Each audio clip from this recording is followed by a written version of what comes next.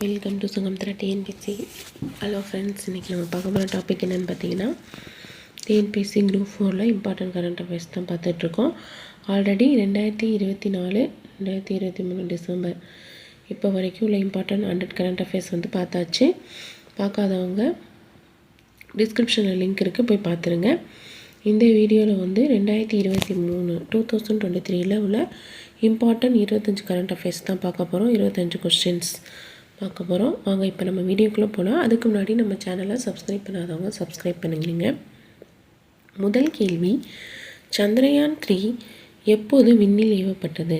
சந்திரயான் 3 எப்போது விண்ணில் ஏவப்பட்டது? போன வருஷம் இது ஒரு இம்பார்ட்டன்ட் மைல்கல்லாக இருந்துச்சு. இம்பார்ட்டன்ட் ஜிகேவாக இருக்குது. இதை பற்றி உள்ள டீட்டெயில்ஸ் வந்து பார்த்து வச்சுக்கோங்க. எக்ஸாமில் கேட்க நிறைய வாய்ப்புகள் இருக்குது. இதுக்கான ஆன்சர் வந்து ஜூலை 14, 2023. ஜூலை 14, 2023 தான் சந்திரயான் 3 விண்ணில் ஏவப்பட்டுச்சு. இரண்டாவது கேள்வி, இல்லம் தேடி பிரசாதம் திட்டம் தமிழ்நாட்டில் எப்போது தொடங்கப்பட்டது? இல்லம் தேடி பிரசாதம் திட்டம் தமிழ்நாட்டில் எப்போது தொடங்கப்பட்டது அப்படின்னு பார்த்தீங்கன்னா, மே 18, 2023. மே 18, 2023. இந்த இல்லம் தேடி பிரசாதம் திட்டம் அப்படின்னா தபால் மூலியமாக வீட்டுக்கே பிரசாதத்தை வந்து அனுப்புறதுக்கான ஒரு ஸ்கீம். அது வந்து தமிழ்நாட்டில் கொண்டு வந்திருக்காங்க. அடுத்த கேள்வி, புதிய பாராளுமன்றம் திறப்பு விழாவில் எந்த நாணயம் வெளியிடப்பட்டது? புதிய பாராளுமன்ற திறப்பு விழாவில் எந்த நாணயம் வெளியிடப்பட்டது? 75 ரூபாய் நாணயம் வந்து வெளியிட்டிருக்காங்க. புதிய பாராளுமன்ற கட்டிடம் எப்போ திறந்து வச்சாங்க அப்படின்னு பார்த்தீங்கன்னா, மே 28, 2023 தான் புதிய பாராளுமன்ற கட்டிடம் வந்து திறந்து வச்சுருக்காங்க. அடுத்த கேள்வி, 2050ஆம் ஆண்டுக்குள் பூஜ்ஜிய புகை உமிழ்வு இல்லாத பொது போக்குவரத்தை அடைய இலக்கு கொண்டுள்ள நாடு எது? 2050ஆம் ஆண்டுக்குள் பூஜ்ஜிய புகை உமிழ்வு இல்லாத போக்குவரத்தை அடைய இலக்கு கொண்டுள்ள நாடு எது அப்படின்னு பார்த்தீங்கன்னா, துபாய். துபாய் வந்து 2050ஆம் ஆண்டுக்குள்ளே வந்து புகை இல்லாமல் வந்து பொது போக்குவரத்தை கொண்டு வரணும் அப்படின்னு முடிவெடுத்திருக்காங்க. அடுத்து, தென்னிந்தியாவின் திராட்சை நகரம் என்று அழைக்கப்படும் நகரம் எது? தென்னிந்தியாவின் திராட்சை நகரம் என்று அழைக்கப்படும் நகரம் எது அப்படின்னு பார்த்தீங்கன்னா, கம்பம் பள்ளத்தாக்கு தான் தென்னிந்தியாவின் திராட்சை நகரம் அப்படின்னு சொல்கிறாங்க. இந்த கம்பம் பள்ளத்தாக்கில் வந்து பன்னீர் திராட்சை வந்து அதிகமாக சாகுபடி செய்கிறாங்க. அதனால தான் அந்த நகரத்தை வந்து தென்னிந்தியாவின் திராட்சை நகரம் அப்படின்னு சொல்கிறாங்க. கம்பம் பள்ளத்தாக்கில் பன்னீர் திராட்சை தான் அதிக அளவு சாகுபடி செய்கிறாங்க. அடுத்த கேள்வி, PM ஸ்ரீ திட்டத்தின் நோக்கம் என்ன? PM ஸ்ரீ திட்டத்தின் நோக்கம் என்ன? கிராமப்புற இளைஞர்களுக்கு திறன் பயிற்சி அளித்தல். கிராமப்புற இளைஞர்களுக்கு வந்து திறன் பயிற்சி அளித்து அவங்களுக்கு வேலைவாய்ப்பை ஏற்படுத்தி கொடுக்குறது தான் இந்த திட்டத்தோட நோக்கம்.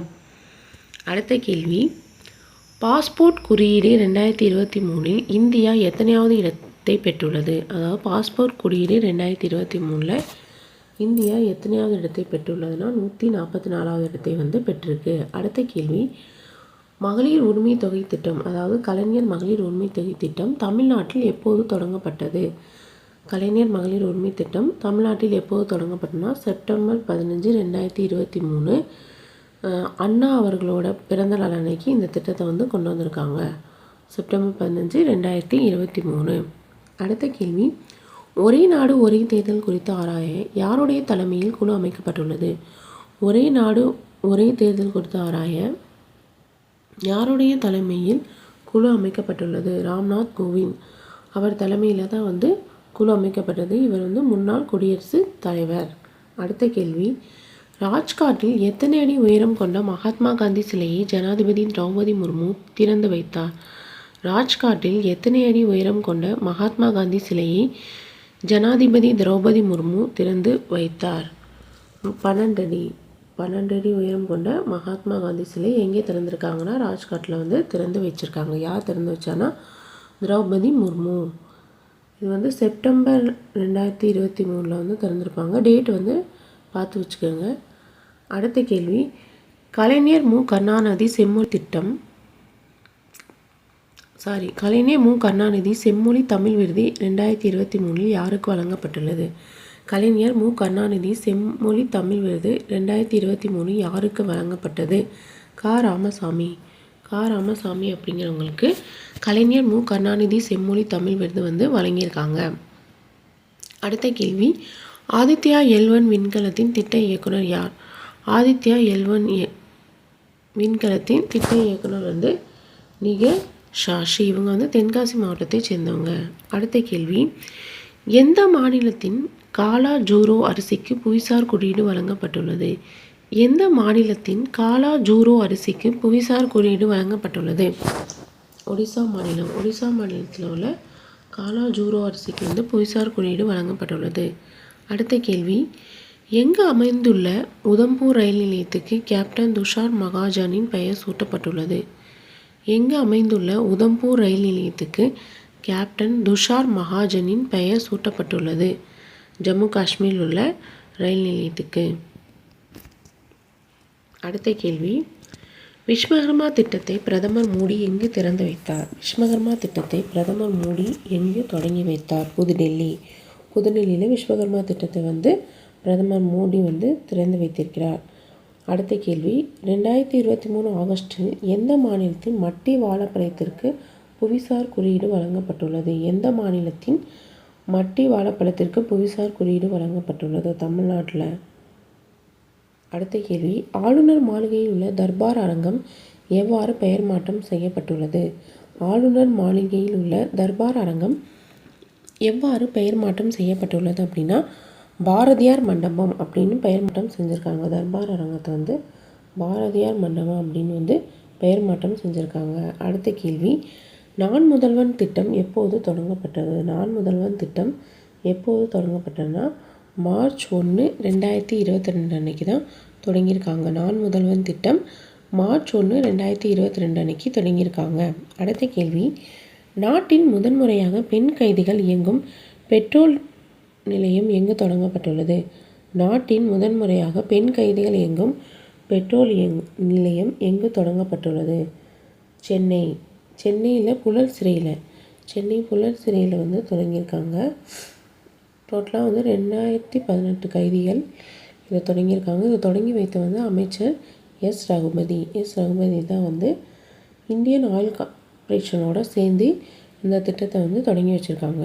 அடுத்த கேள்வி, தமிழகத்தின் எந்த திட்டத்திற்கு விடியல் பயணம் என்று பெயர் சூட்டப்பட்டுள்ளது? தமிழகத்தின் எந்த திட்டத்திற்கு விடியல் பயணம் என்று பெயர் சூட்டப்பட்டுள்ளது? மகளிர் கட்டணமில்லா பேருந்து சேவை.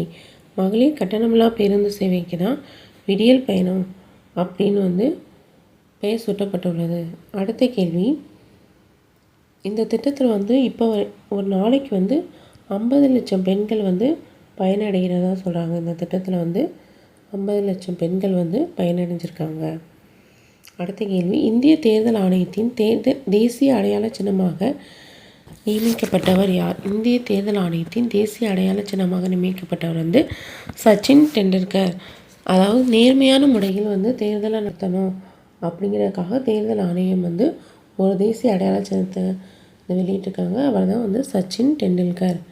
அடுத்த கேள்வி, உலகிலேயே முதல் முறையாக எந்த நாட்டில் ஏஐ ரோபோ சிஇஓவாக நியமிக்கப்பட்டுள்ளது?